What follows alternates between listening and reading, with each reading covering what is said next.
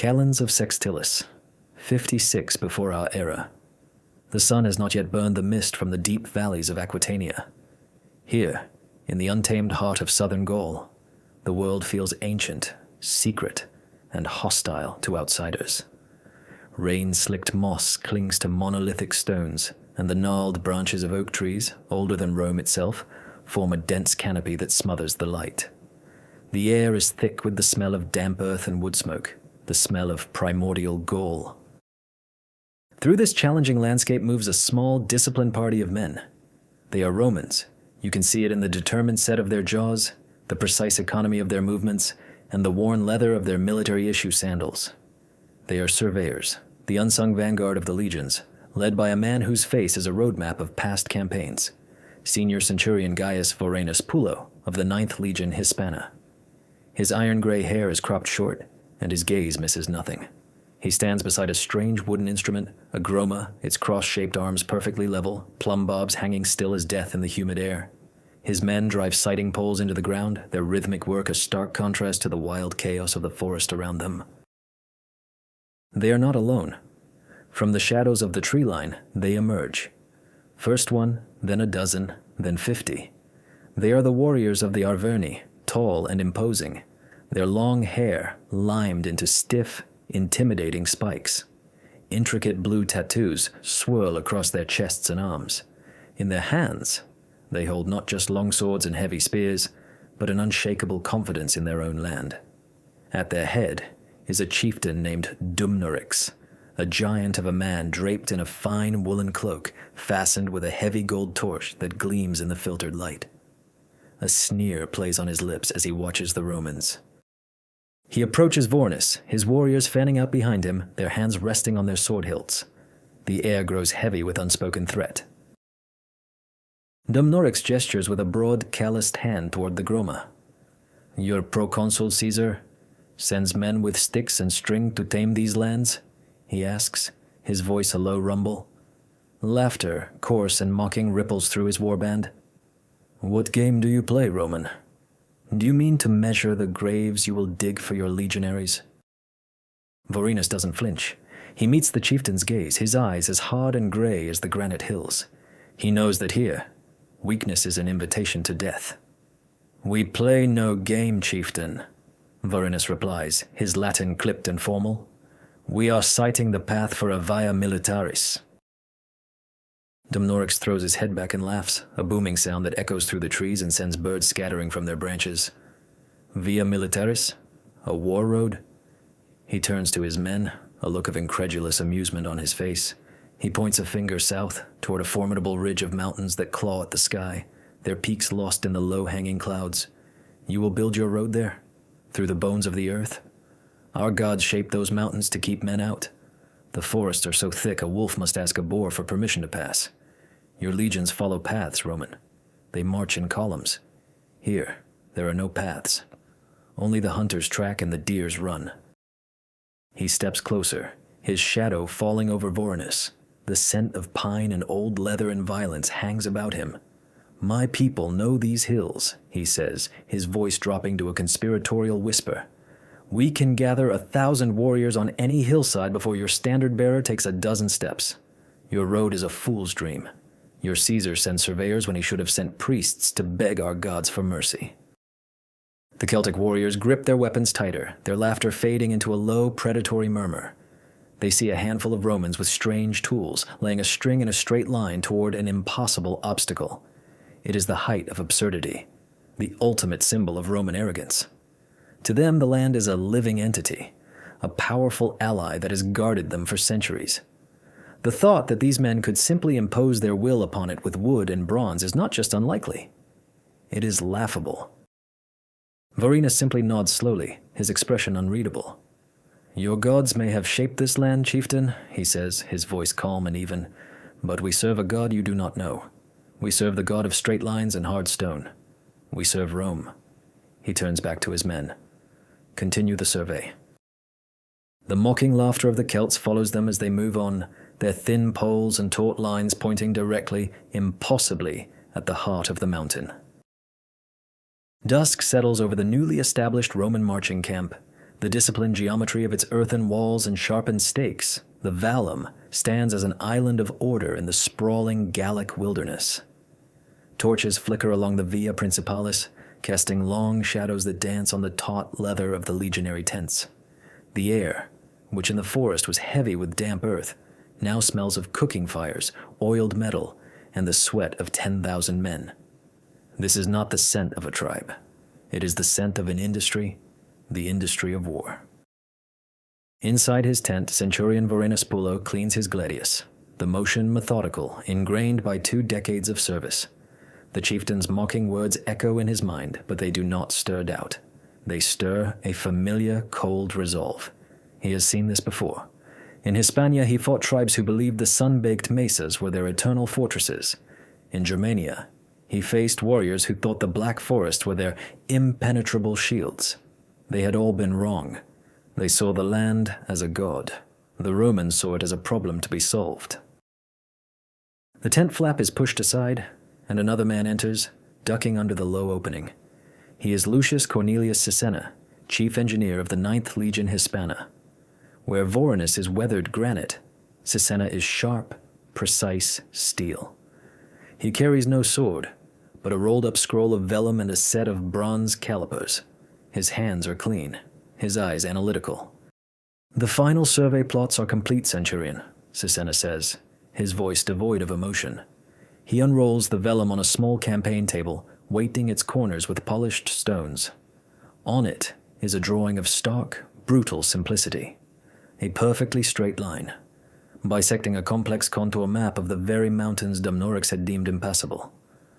The optimal trajectory requires a cut through the western shoulder of the ridge. The gradient is steep, but manageable. Vorenus looks from the map to the engineer. "The chieftain Dumnorix believes we are mad." A thin smile touches Sisenna's lips. He is not an engineer. He sees a mountain. I see an aggregate of rock and soil, with calculable shear strength and angles of repose. He sees an ancient forest. I see a source of timber for revetments and corduroy roadbeds. He thinks in terms of spirits and traditions. We think in terms of manpower, leverage, and logistics. Sisenna taps a point on the map. He believes we will try to go over the peak. He cannot conceive that we will go through the saddle. We will terrace the ascent. The men of the 3rd and 4th cohorts will begin felling the timber at dawn. The 5th and 6th will begin quarrying operations here. He indicates a rocky outcrop. For the foundation stones. Your own men, Vorenus, will provide security and excavate the primary trench, the fossa. The plan is audacious. A declaration of war not on the Arverni, but on the very landscape itself. It is the Roman way.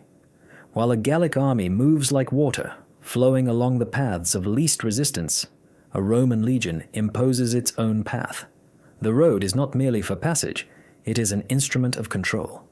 It allows cohorts to move in formation, to be resupplied by ox carts instead of mules, to reinforce any garrison along its length within a day. It turns the Celts' greatest weapon, their knowledge of the terrain, into a fatal vulnerability. A Roman column on a paved road can march 30 miles a day. A Gallic warband, picking its way through bog and thicket, can manage half that. The road is a spear, aimed at the heart of Gaul. At first light, the valley, once filled with the songs of birds, erupts with a sound the Gauls have never heard. It is not the chaotic clash of a battle, but the unified, rhythmic clangor of industry. The synchronized blows of 1,000 dolabrae, the legionary's versatile pickaxe, ring against stone. The rasp of 2-man saws bites into ancient oak, and the great trees fall with earth-shaking crashes. Legionaries, their armor stripped off in the morning heat, work in disciplined lines, their sweat mingling with the dust. They are no longer just soldiers. They are builders, quarrymen, lumberjacks, a human machine dismantling a mountain. From the high ridges, Dumnorix and his warriors watch in stunned silence. The laughter is gone. The mockery has evaporated. They had expected a battle of swords and shields. They are instead witnessing a battle of shovels and pickaxes. They see the Romans not attacking them, but attacking the land itself. The thin line traced by Vorenus's surveyors is now becoming a raw, bleeding wound in the earth. A trench 10 feet deep and 20 feet wide, advancing relentlessly toward the base of the mountain. The days bleed into weeks. The sun of late Sextilis beats down on the backs of the legionaries, turning the raw earth of the fossa into baked clay. Dust, fine and gritty, coats everything. It works its way into the woolen tunics, into the water, into the bread. The relentless, percussive rhythm of the work becomes the new sound of the valley, a pulse of Roman will that never ceases. From sunrise to sunset, the work continues, broken only by the short midday meal and the changing of the shifts. For the watching Gauls, the initial shock curdles into a mixture of awe and a deep, gnawing dread. This is not the work of men.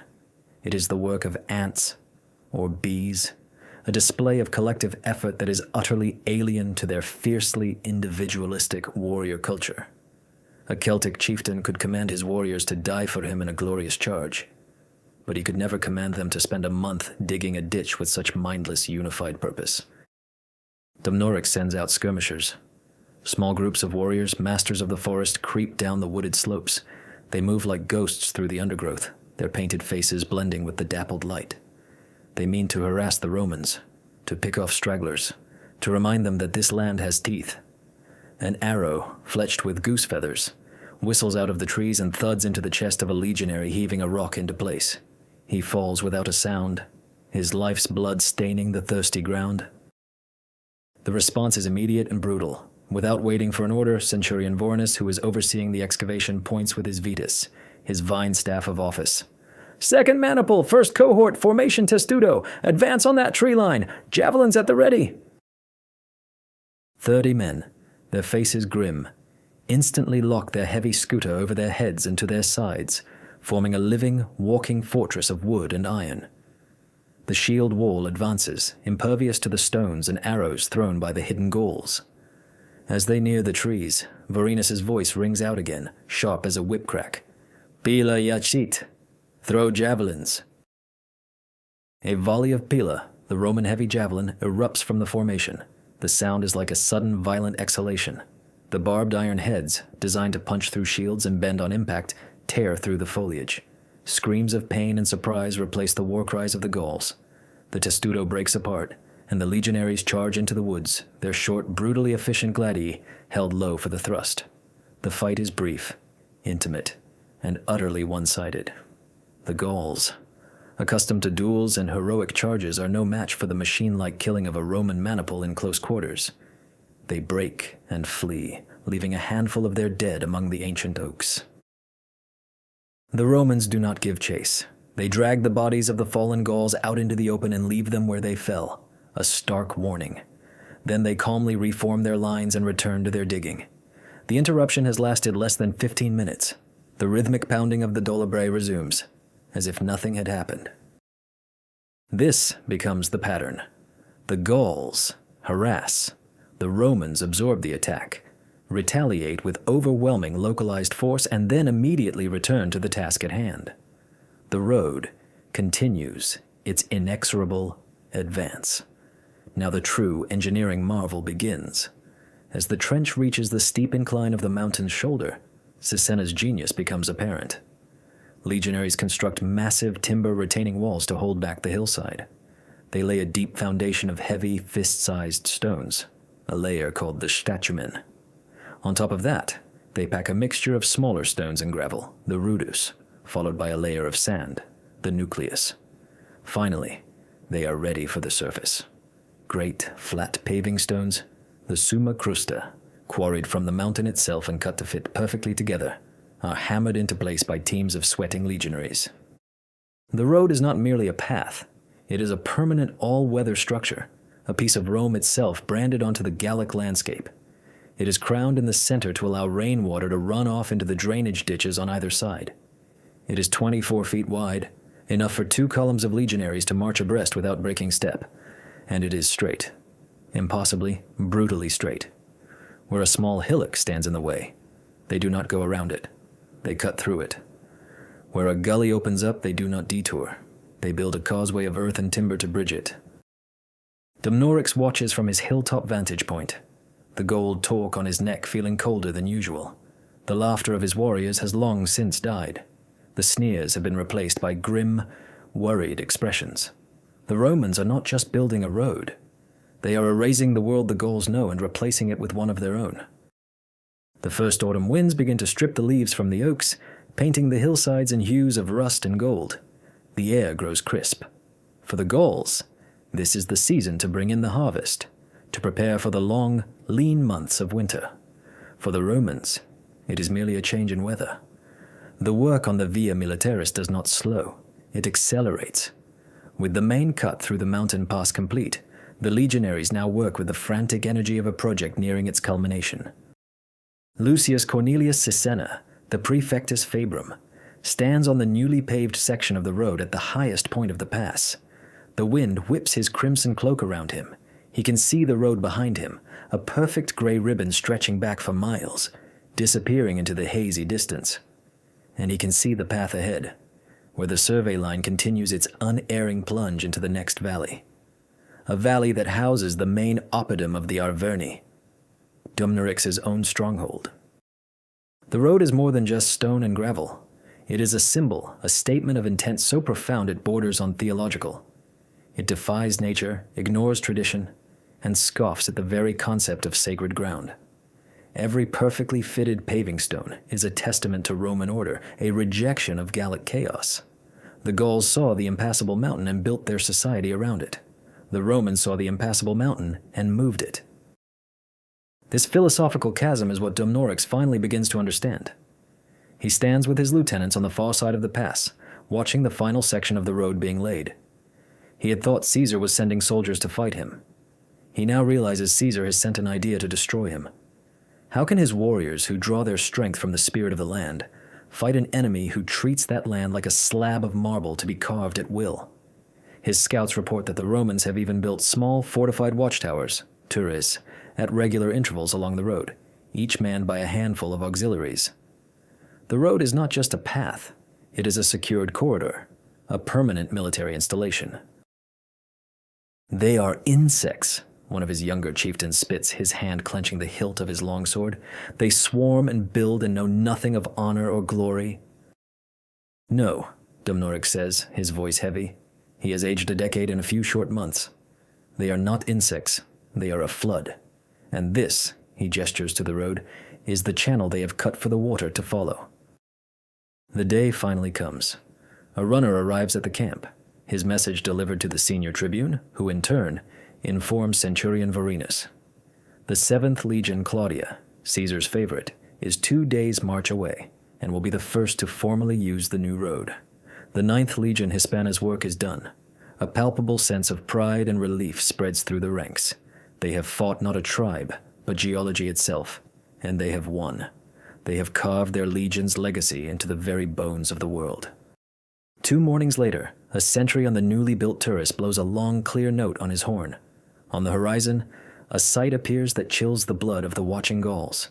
It is a flash of brilliant light, the sun glinting off the polished iron eagle standard, the aquila of a Roman legion. Behind it, another glint, and another, and another. The standards of the cohorts, then a moving forest of spear points.